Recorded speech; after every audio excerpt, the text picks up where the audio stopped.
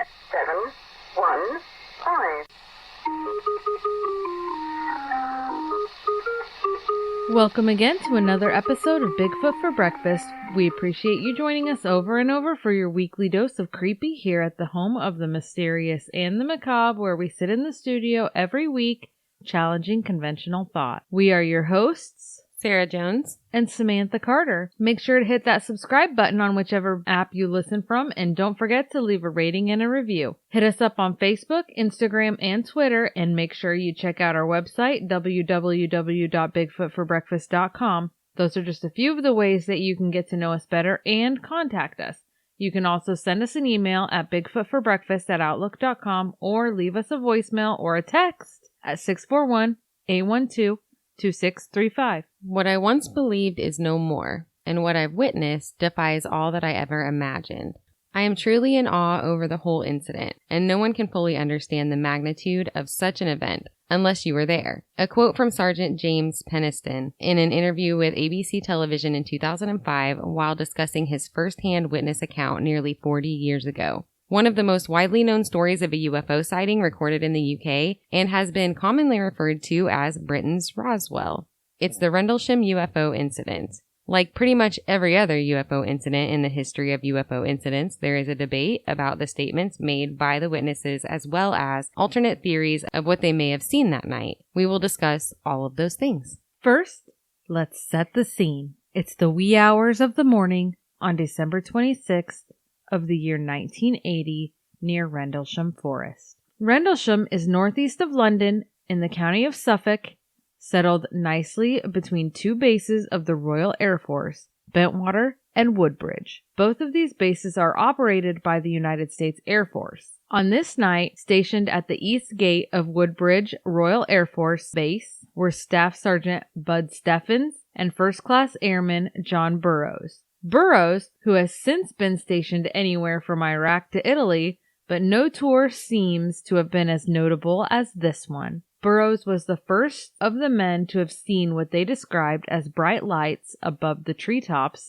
of Rendlesham Forest. The two men were intrigued by this strange sight, so they ventured off into the forest to investigate. As they drove, they noted that the lights were very bright and varied in shades of red, orange, and blue. As they continued to drive, fixated on the colorful bright lights ahead, they noticed another light, this one bright white, which to them appeared to move steadily along the edge of the forest as if keeping pace with their vehicle. And then they noticed the white light seems to be moving closer to them, which was mildly concerning. The two men then opted to return to the east gate, where they would report what they were seeing. It already reminds me of Betty and Barney, where it was kind of following them along. Mm-hmm.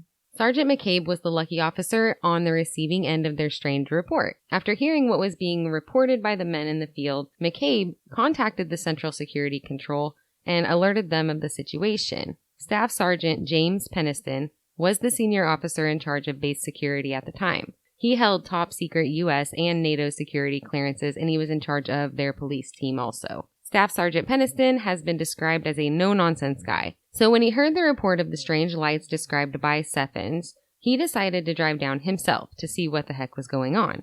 He would be accompanied by Airman First Class Edward Cabanzig. When they arrived at the east gate to speak with Steffens and Burrow, Penniston asked if the lights they described could have been just a crashed aircraft. Steffens briefed Penniston that whatever it was that was the source of the lights landed in Rendlesham Forest. Not crashed, landed. Permission was granted by the ship's commander for the men to leave the base and head into the forest to investigate what Penniston was certain was a crashed aircraft. Burroughs, Steffen, Cabanzig, Penniston, and two other security officers loaded up into a truck, leaving the base through the east gate, and took a logging road which led into the forest. The road was not well kept, and on top of this, it was ice covered. This made the drive very difficult and the truck hard to steer. The group of men opted to abandon the truck and continue on foot. As they trekked through the cold, dark woods, the men made note of lights hovering above the trees. Instinctively, they hit the ground in a defensive stance. At this point, they determined that it would be best if someone stayed at the edge of the forest in order to maintain a clear line of communication to the base. According to some sources, it was Kabansik who was given this assignment, and Penniston and Burroughs pushed forward deeper into the woods. Other sources list Master Sergeant Chandler as remaining in the vehicle as the communications go-between, as Kabansik continued into the woods. Either way, as they made their trek, the further they went toward the lights, the air felt to have a static energy to it, causing the hair on their arms to stand on end. See, that'd be enough for me to just nope.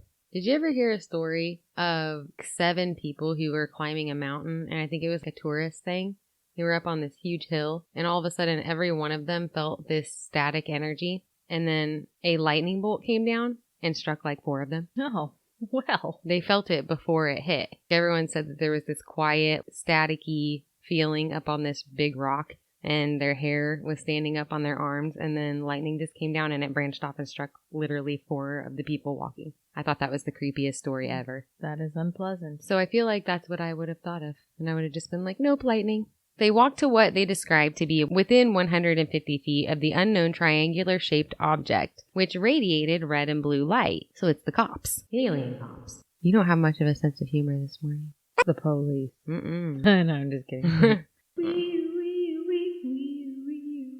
The ground beneath it was also lit up with white light, which appeared to be radiating from the bottom of the craft as well as the top. The right side of the object glowed with red light, the left side with blue light. The lights, Penniston described, appeared to be molded as part of the exterior of the structure. Also, according to the men's report, as they got closer to the object, the static electricity in the air felt like it was getting stronger. Penniston called to Staff Sergeant Coffey and Central Security Control on the radio, describing to him that the object was definitely mechanical in nature.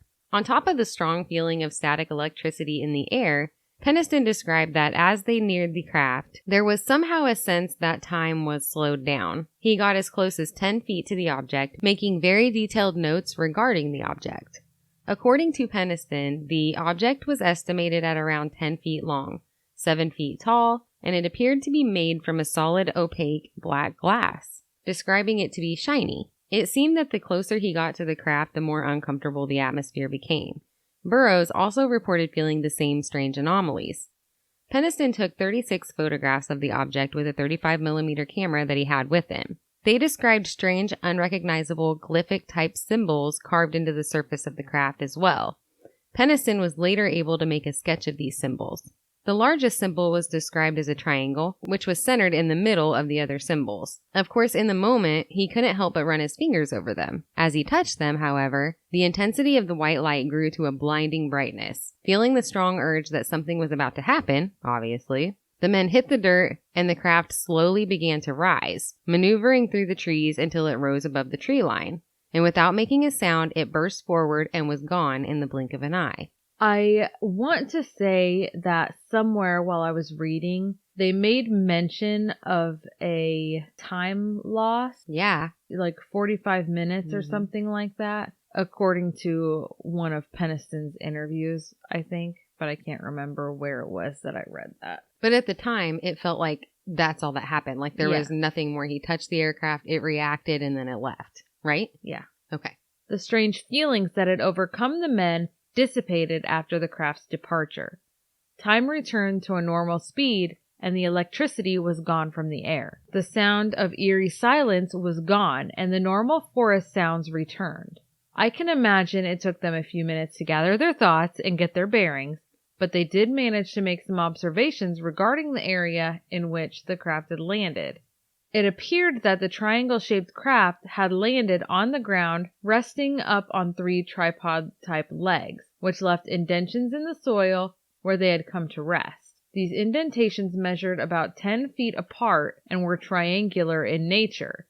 At this time, they returned to the base and were given strict orders to keep their mouths shut about the whole incident, according to Penniston. In spite of this, the base was abuzz with talk of a UFO. So this story, in comparison to lots of other ones, I mean, there's physical evidence, there's photographs, there's indentations that were measurable, and there's eyewitness accounts by how many guys? A few. Like 4 or 5, it sounds like. And it's not over. They're not all going to be ones to just get excited and make a bunch of crap up. In my opinion, in my humble opinion. And my opinion is humble. Not really. It's very blatant. And I put it in your face, right? Mm-hmm. Wake up, Sam. In spite of the gag order, Burroughs and Penniston returned to the forest, to the area that they had seen the craft, to further investigate it. It was upon their return to the site that they discovered that many of the trees around the landing site were scorched on the side that faced the UFO, kind of like in the Travis Walton story. Remember that? There were also many broken branches noted in the area. It was also at this time that Penniston took plaster molds of the indentations from the landing gear. So we were really excited when we were reading up because he managed to snap photos of the object, and we were really excited to see this. But when Penniston had the photographs developed, all of the images were foggy or overexposed and showed absolutely nothing interesting at all. Kind of like Bigfoot. Mm-hmm. Every time. Weird, huh? That's always how it seems to go. Fortunately for us, this isn't the last of the strange happenings in Rendlesham Forest. Before we move on in this story, though, I do want to include what is the statement regarding the incident that was signed by Airman First Class Edward Cabanseg. As you can imagine, according to the website, the official statements that are released had apparently been sanitized by their superiors and tell a much different story than what you'll hear from Penniston in the interviews. The following statement was obtained from the RendleshamForestIncident.com. On the 26th of December, 1980, Staff Sergeant Pennington and I were on security number 6 at Woodbridge Base. I was the member. We were patrolling Delta Napa when we received a call over the radio. It stated that police number 4 had seen some strange lights over the East Gate, and we responded.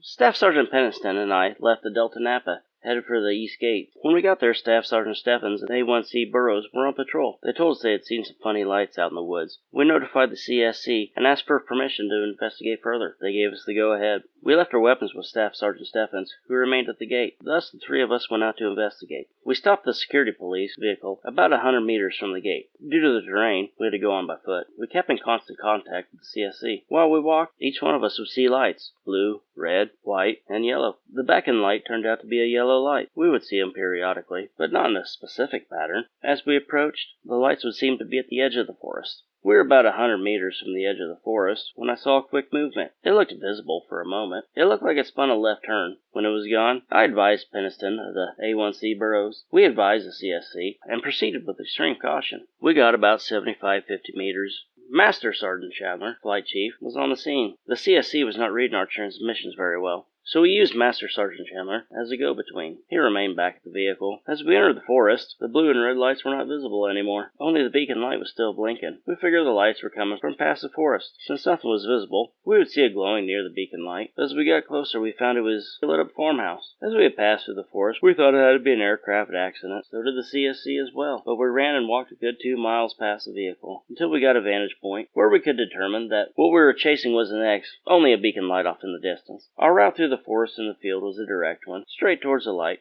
We informed the CSC that the light beacon was farther than we thought, so the CSC terminated our investigation. A1C Burroughs and I took a road, walked straight back where we came from. A1C Burroughs saw the light again. This time it was coming from the left of us. As we were walking back to our patrol vehicle, we got in contact with Staff Sergeant Penniston and took a walk through where we saw the lights. Nothing. Finally, we made it back to our vehicle.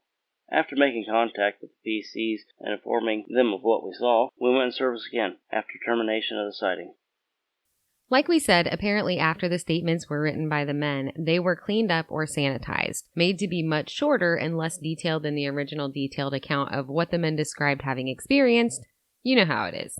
On December 28, 1980, there was an officer's Christmas party being hosted on the base. Just 2 days after the initial incident in the forest, and despite the men who were involved in this incident being tightly ordered not to speak of it, it was a very popular topic of conversation. On this night, at about the time that base commander Ted Conrad was about to present awards and give a speech, Lieutenant Bruce England entered the party and whispered in his ear, "It's back," meaning the UFO. Which is super exciting. Because he was otherwise engaged at the moment, the base commander asked Lieutenant Colonel Charles Halt, the deputy base commander, to handle the situation. Halt had of course been aware of the incident that occurred days before and believed there to have certainly been a rational explanation for the event. Like that there were aliens in the forest. And if you were giving a speech, wouldn't you still sprint out of the room to go see it? Obviously, they didn't think it was a legit thing. Colonel Halt gathered a few men to go with him to investigate the situation. The team assembled included a member of the disaster preparedness team. Halt also took a Geiger counter and a dictaphone, as was his normal practice, to record notes while on patrols. England assembled a collection of gas-powered arc lamps to be taken along in order to light the way through the dark forest. Upon his arrival to the forest, Halt noticed that the radios were being affected, which made communications difficult. This was similar to what had been experienced with the previous incident. If you can recall, they left a man outside of the forest as a communications go-between because they were having difficulty with the radios. Not only were the radios acting up, some of the arc lamps were cutting out too. Halt sent for more lamps to be collected from the base and brought out to the site. Halt and his men inspected the original landing site, taking photos of the indentations, collecting soil samples, and samples from the scorched trees and broken branches, presumably from the craft maneuvering through them. So they didn't do that initially. It was just the two witnesses that measured things. Mm-hmm. And then these guys went out after the fact, after a second one was, and went to the original site and did all their studies then. According to Halt. Okay. Trying to keep up. During their investigation of the area, the Geiger counter began indicating a higher than normal readings at the landing site and the trees surrounding the site. I did look for a little more in-depth information on this specific info outside of the audio recordings from Halt. Alas, it would seem that Sergeant Monroe Nevels, the man who was operating the Geiger counter, apparently never wrote a report on the incident. I did, however, find Ian Redpath, who, quote, is one of the most dedicated and prolific writers on astronomy. His works all have clarity and authority, according to Professor Sir Martin Rees, Astronomer Royal. Is it Royal or Royale? Royale. Oh, Astronomer Royal. Right? That sounds a lot more official. Ian Redpath has been a full-time writer, editor, broadcaster, and lecturer on the subject of astronomy since 1972. Being very interested in the subject, he did some extensive research on the incident. Redpath expresses concerns over the readings of the Geiger counter, having listened to the tapes recorded by Halt during his investigation of the crash site, stating that these readings must be beyond reproach in order to consider them valuable evidence of the occurrence of an extraordinary phenomena, as they are described in the book Open Skies, Closed Minds by Nick Pope. Redpath's concern, according to his webpage on Rendlesham, is that the highest reading mentioned on the tape is 7/10, which was a spike obtained briefly at the center of the site, not a steady level. In Halt's memo, he reports a peak figure of 0.1 millirankins per hour, but does not specify where that value was obtained, or if indeed it was just a rough value recalled from memory. So I was thinking that these were measurements of, I guess, types of vibrations that would have been present, but this is radiation. Yeah, exposure to level of exposure to ionizing radiation. Did you already say that? No, I just assumed everybody knew. You did. I did not know. I wasn't sure what a millirunkin was. Did you know? Did you guys know? I mean, a Geiger counter I thought measured level of movement, like deep earth movement, like an earthquake, right? Because when they use them to measure earthquakes, they're not measuring ionizing radiation. I know what sound it makes. Yeah. But how does it measure an earthquake then? What's an earthquake got to do with ionizing radiation? What's love got to do with it? Got to do with it. Got to do with it. Scientists, call us and tell us what's going on. Are there different types of Geiger counters? Hey Siri. Your Siri does not want to talk. I didn't get that. The figure of 0.07 millirankins per hour mentioned on the tape is only twice the general reading, per Redpath, who stands firm that a random jump at that level could easily come from natural source or accidental movement of the meter after having consulted with the National Radiological Protection Board regarding these findings. Fun hater. Also, according to Ian Ridpath, the American manufacturers of the model Geiger counter that would have been used for this investigation stated that Halt's peak measurement of 0.1 millirankins per hour was the bottom reading on the lowest range of the monitor and was of little or no significance. The manufacturer also is said to have stated that these instruments are designed to be used to monitor workplace fields of radiation levels after sizable nuclear incidents and are therefore not suitable for environmental monitoring or monitoring at background levels. On the basis of this information from the manufacturers, the UK National Radiological Protection Board concluded that using such an instrument to establish a level of 10 times background is not credible. So, there you have a little bit of controversy over some of the specific pieces of evidence collected at the scene of the spacecraft landing. So, getting back to the men out in the forest, at around 1:48 a.m., the group reportedly spotted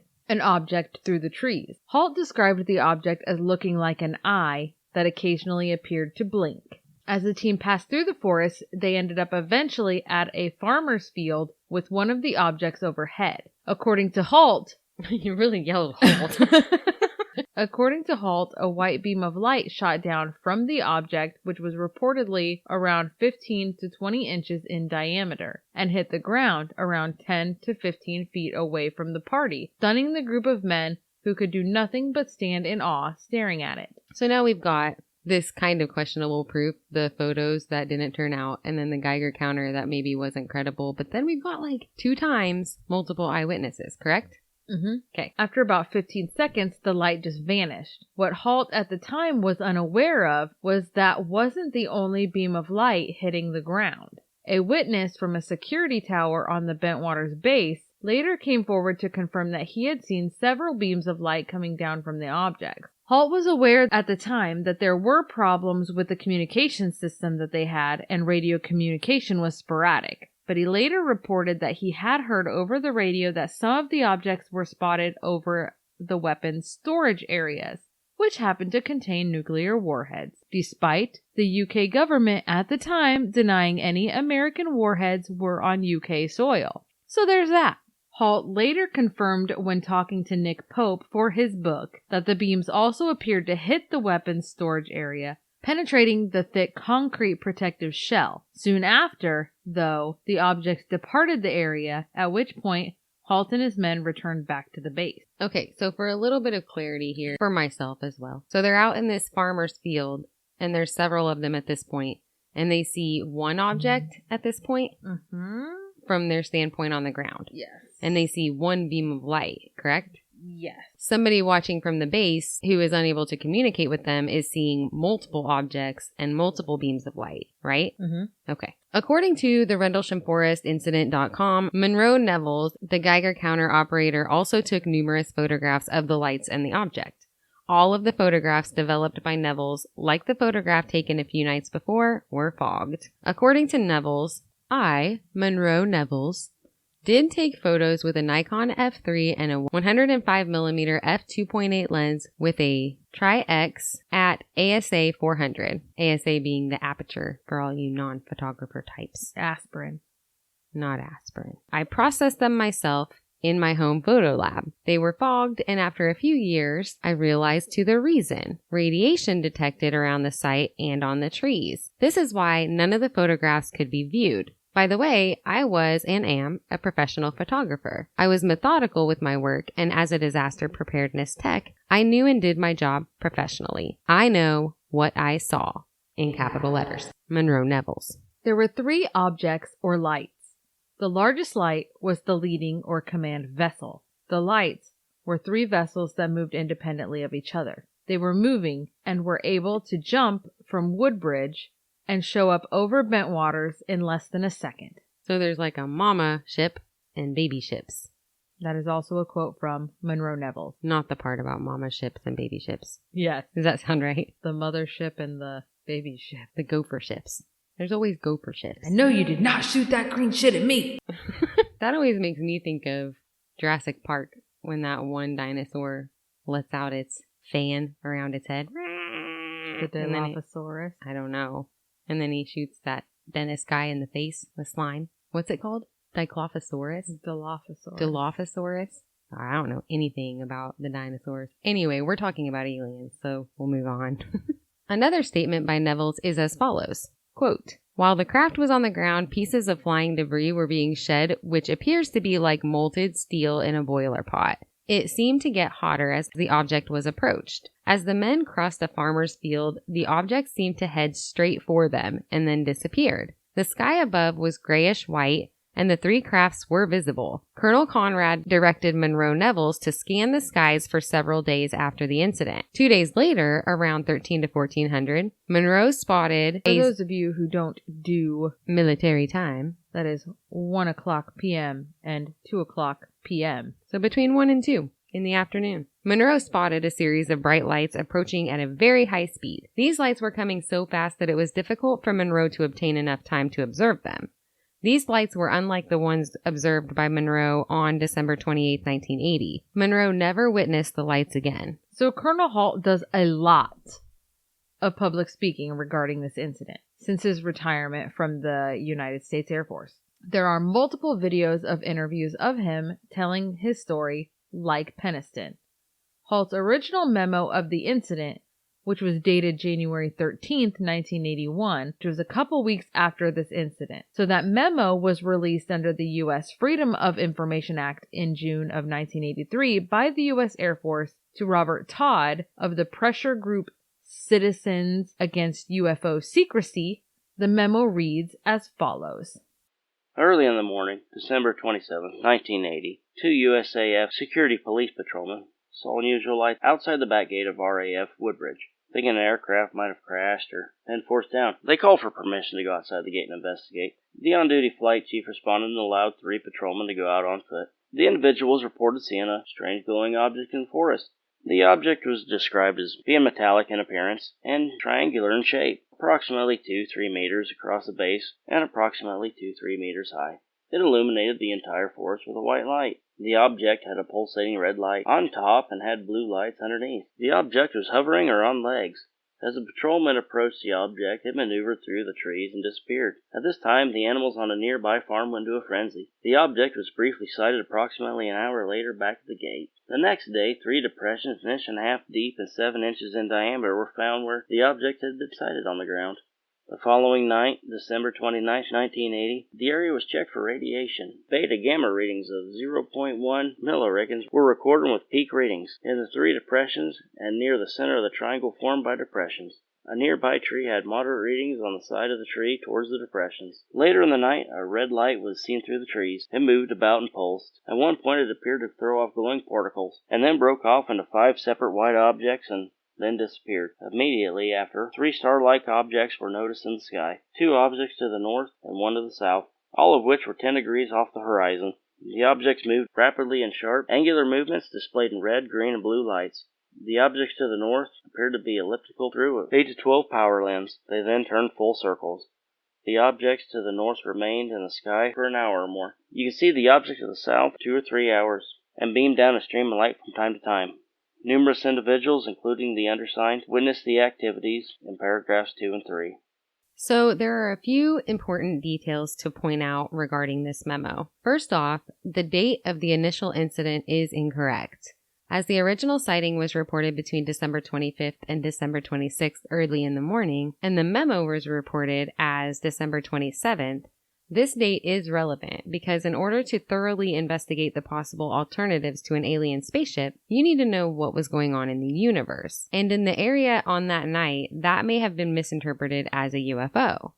This would include the fact that just 6 hours before the reported UFO landing in Rendlesham Forest, the upper stage of the carrier rocket that launched the Russian Cosmos 749 satellite re-entered the atmosphere over northwest Europe.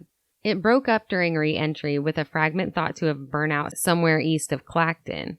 Clacton on the sea!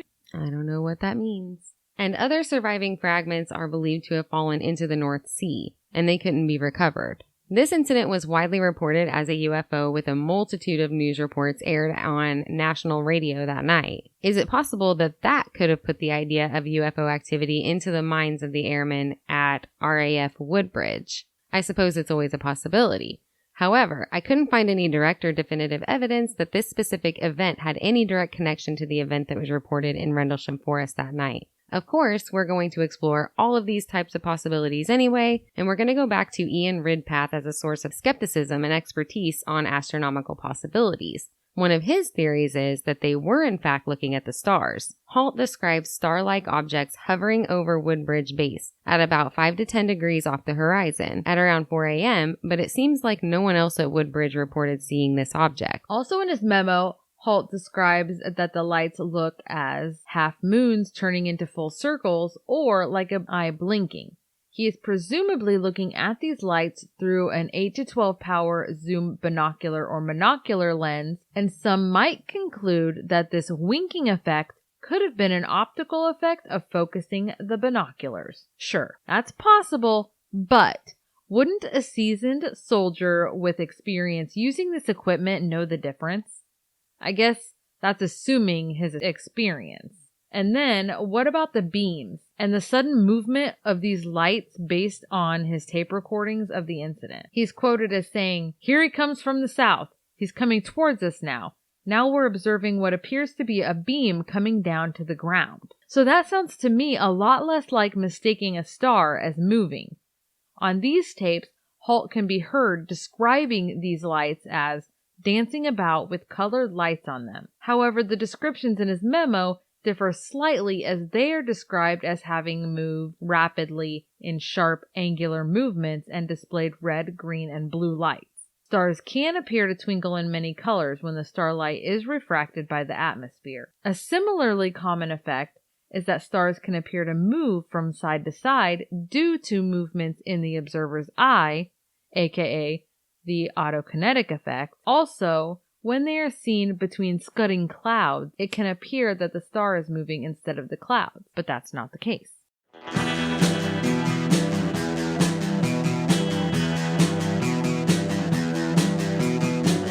You're listening to the Prescribed Films Podcast Network, home to hundreds of hours of free podcast entertainment. The shows on this network all have a common goal: providing you with the best discussions about movies and other forms of entertainment media. The PFPN hopes to fill your earholes with audio joy. Visit our website with links to all the other amazing shows at www.thepfpn.com. Thanks for listening. All of the other eyewitness reports of these lights, like Halt's, describe the lights as hovering low over the forest. None of the reports describe them as high up in the sky. In relation to Bentwaters Air Force Base, they were seen toward the south. So these lights can't have been the same objects that Halt saw to the north, which he claimed were over the WSA at Bentwaters. It's been concluded by Ian Ridpath that the sightings of the lights hovering the sky were likely bright stars twinkling close to the horizon. Another witness at Bentwaters, Rick Bobo, described his experience with the same lights. Boobos. Nick's gonna be mad. He didn't like our trashy Boobos talk. He didn't? No. Rick Bobo described his experience with the same lights to author Robert Hastings as follows, quote, "The main object hovered out there for a long, long time. It never really moved anywhere else. It was kind of hard to see, but it was slightly oblong, I guess. And I seem to recall it had bluish and reddish lights on it. When the object first caught my eye, it was already stationary. I didn't see it move to where it was, and I didn't see it leave. After it was hanging there a long while, I saw things shooting off of it. Really, really fast. Like little sparks or something. Maybe 4 or 5 of them, and they were shooting off in all directions, but up into the sky, not down to the ground. I guess the more I hear of these descriptions, the less likely I feel that what they saw were simply optical illusions of stars. But I'm not an expert on astronomy or optometry, so we don't know." Or binocularity? I don't think that's a thing. Binoculology? Binoculology? Yes, binoculology. One of the lologies. We're not experts in any of the ologies. Or really anything at all. Mm-mm. I can't think of one thing. Oh wait, I got one thing that we're probably masters of. What is it? Awkwardology. Yeah, we got that. In spades. Something to be proud of. Another theory is that these men, who are in charge of guarding nuclear weapons, mistook the light from a lighthouse as a UFO. If you recall, During Halt's experience in the woods, he and the men who accompanied him found themselves at one point standing at the edge of a farmer's field. With further investigation into the area, it was noted that there is a lighthouse, Orford Ness Lighthouse, on the eastern edge of Rendlesham Forest, which is visible from the edge of that field in the daylight. Is it possible that these men mistook the light from the lighthouse as a beam of light from an otherworldly spacecraft? I kind of feel like the lighthouse theory is a little thin. The light from a lighthouse was not new, and it's rhythmic and constant throughout the night. But what do you think? What do you think? What do you think? What do you think? What's your opinion? How do you feel? I feel like they're giving simple answers to what sounds like a complex sighting. Stars and lighthouses. So, there's another player in this game of UFO tales about Rendlesham Forest. Airman First Class Larry Warren, a member of the U.S. Air Force Security Police, reported, quote, I was taken off my post to the forest with a number of personnel who were bringing up the light equipment, out used to light up large areas. But it wouldn't work because of mechanical issues. We still had no idea what we were up to. A dim red light, opposite of the Orford Lighthouse, stopped over a strange mist in the ground. It quickly transformed into a triangular object, covered approximately 30 feet going into a sharp pyramid about 20 feet in height. It had a solid structure, with a rough surface. The main part was pearl white, with a rainbow color effect. Some of the group ran away. Others stayed put, like myself. I couldn't move. I don't know whether it was a shock or if it was an outside influence, but it was dreamlike. I think time was like distorted, and perceptions were intentionally affected by this intelligence. But there was one reality, and in front of you was another. I felt slower on that night. Everything was on half speed, and something was wrong. Something was out of place. Larry Warren's witness account is considered to be pretty controversial, even in comparison to the other statements, because what he described isn't all that similar to the witness statements. According to RendleshamForestIncident.com, there have been statements made by military personnel who were supposedly closely involved in the Rendlesham Forest incident that may have made statements on record refusing to believe that Larry Warren was involved in the incident at all, as his differs significantly from that of Colonel Charles Halt, who was the most senior witness to the event. It may have been suggested the NSA and or other organizations like the CIA perhaps may have utilized various techniques with the assistance of drugs and hypnosis to tamper with his memory, including the use of sodium pentothal, which doesn't sound like the CIA or NSA at all, does it? Does it? Does it? It doesn't. Mm-mm. No. Warren isn't the only one with a drug-related rumor. Before we go there is a book that you could check out if you are at all interested, called Left at East Gate by Larry Warren and Peter Robbins, which has interviews, and it looks like the photographs were taken by Nevels, who, if you recall, operated the Geiger counter for Halt's investigation. Yes, he was monitoring the local earthquakes. Yeah, I'm confused. According to the book You Can't Tell the People by Georgina Bruni and Nick Pope, Penniston was debriefed by the U.S. Air Force Office of Special Investigations and was subjected to hypnotic regression sessions in which the drug sodium pentothal was administered to him by the U.S. State Department and the British equivalent. In case you're unfamiliar with the drug sodium pentothal, it is also referred to as truth serum. Penniston then was told in this session to draw what he saw, and once the men saw what he was drawing, they stated that now that they know what he saw, the question then is how to contain it, which makes it sound a whole lot like maybe these agencies already knew what these men had witnessed. Yeah, you know they did. Maybe that's just the conspiracy theorist in me. There's a lot of that in us. Also, in this interview, apparently, Penniston described visitors, but described them as being from our future, a dark and polluted world who were visiting the past in teams who were assigned different tasks, which include the collection of sperm and ovum to take back to the future with them, as they apparently have an issue with reproduction, which really isn't too outlandish an idea when you take other alien abduction stories into consideration. Penniston reported that after those interviews, drug-induced hypnosis, he had struggled with vivid nightmares of the incident. Which is a common theme in UFO abduction stories. Is it? Or UFO interaction stories. Is it? Or any use of sodium pentothal. Is it? Yeah, it could really go a lot of ways. LSD. I mean, I don't remember that. You down with LSD? Y'all know me. I don't think that's how it goes. So what about Halt's senior officer, Colonel Ted Conrad, who offered very little in the way of information or statements regarding the incident? Dr. David Clark contacted Colonel Conrad in 2009, who was now at that time retired from the U.S. Air Force. Conrad was asked at that time to go on record regarding the Rendlesham incident. According to Clark, Conrad provided his detailed version of what he recalled of the strange happenings in December of 1980, which puts a little different spin on the case. Conrad directly challenges the story of his deputy, Charles Halt, signed and notarized statements from 2010 that included the following paragraph. Quote, I believe the objects that I saw at close quarter were extraterrestrial in origin and that the security services of both the United States and the United Kingdom have attempted, both then and now, to subvert the significance of what occurred at Rendlesham Forest and RAF Bentwaters by the use of well-practiced methods of disinformation. Colonel Conrad's comment to Dr. Clark in regard to Halt's statement was that, quote, Colonel Halt can believe as he wishes. I've already disputed to some degree what he reported. However, he should be ashamed and embarrassed by his allegation that his country and England both conspired to deceive their citizens over the issue. He knows better. End quote. He probably does know better. He knows. He knows. Adding to his statement that he finds it difficult to comment on this issue, quote, given how huge the story has grown from its humble beginnings to the sensation it has now become, end quote. He continued that he prefers to, quote, avoid the appearance of validating any of the stories that have sprung up in the years since 1980. So, whose version of the story are we to believe?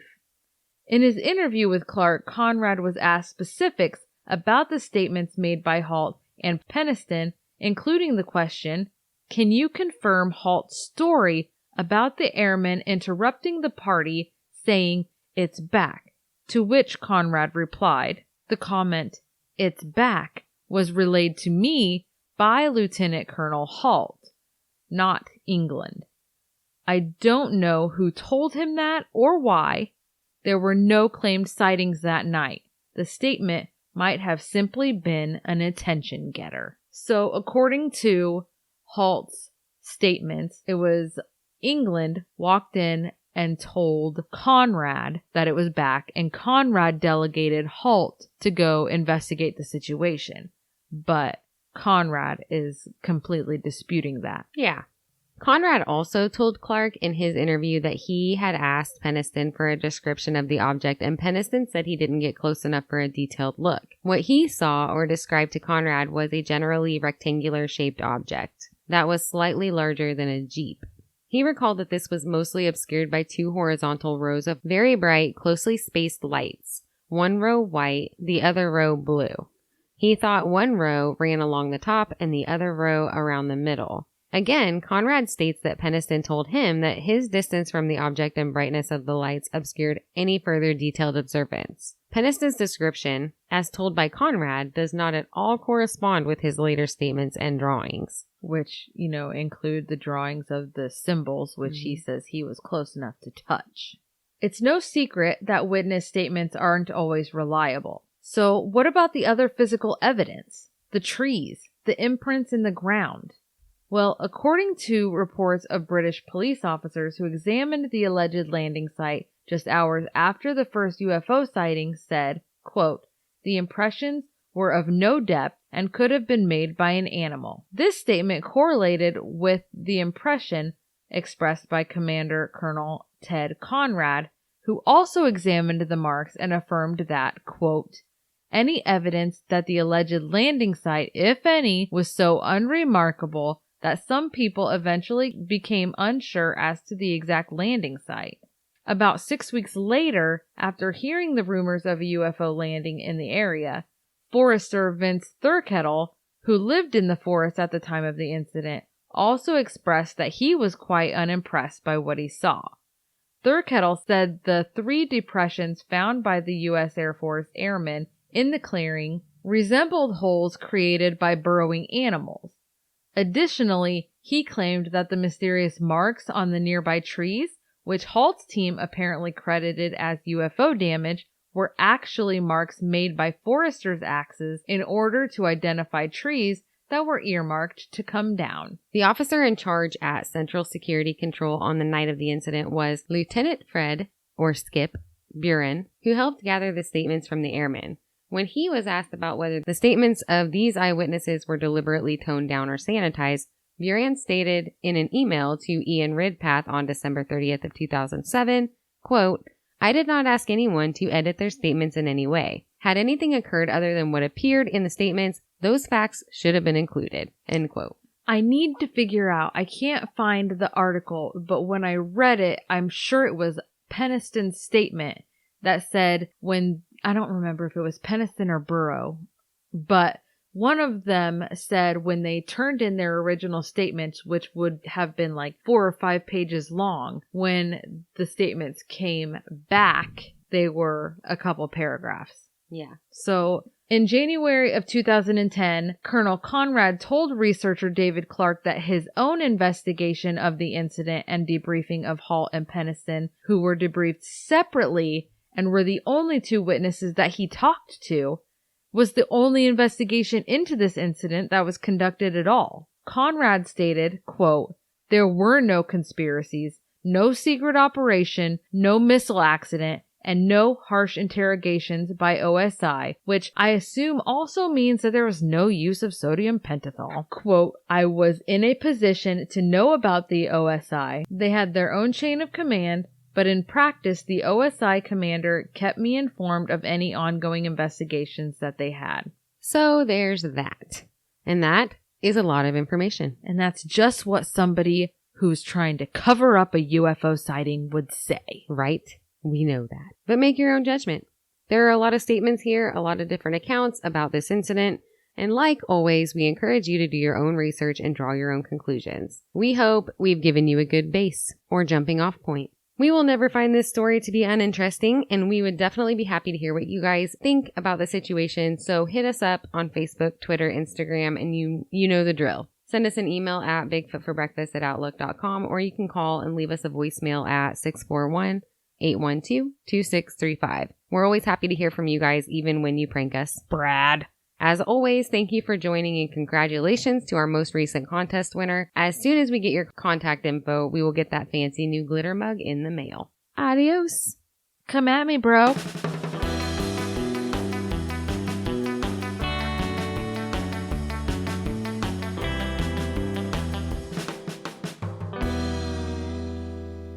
Come at me, bro.